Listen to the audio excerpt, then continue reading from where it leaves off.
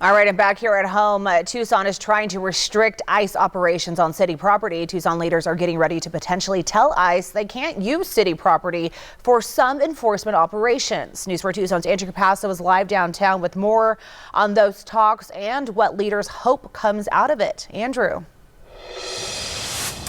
That's right, Monica. Good afternoon to you. This is that memo signed by Tucson's Mayor Regina Romero and the Vice Mayor Lane Santa Cruz. It says they want to work to put something together to see if ICE can be limited as to where they set up in the city if they come here for some operations. I want you to take a look at your screen here. That is the memo there from the mayor and the vice mayor. It says at their study session Wednesday, they will dedicate almost half an hour for talks on their authority to regulate city-owned property, look at what other cities have done, and see if there's a resolution or ordinance to put together. They just say, while immigration enforcement is a federal job, they say cities have authority over how property is used. Mo Goldman has been an immigration lawyer for 25 years. He says while the city's got a right to look into this, he says it's very important to walk a very tight line.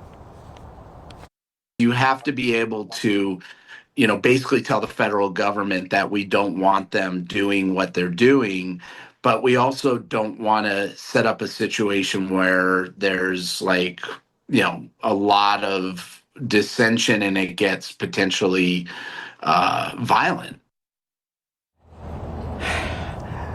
Vice Mayor Santa Cruz not available for an interview today, but we got this statement, quote, during Wednesday's study session, we will be discussing actions taken by cities like Los Angeles and Chicago and exploring what tools Tucson should consider, whether that is an ordinance, a resolution, guidance to city departments, or a combination of approaches. The Vice Mayor says, my goal is to use every tool available to protect our neighbors and ensure city spaces remain safe and accessible for everyone. Lane Santa Cruz continues, our public spaces should not be used to take our neighbors off our streets. That again from the Vice Mayor of Tucson, Lane Santa Cruz in Ward 1. Coming up here at 5 o'clock, lawyers' suggestions on how to move forward now for everyone from U.S. citizens to people with visas and green cards in the event we see ICE operations here in Tucson.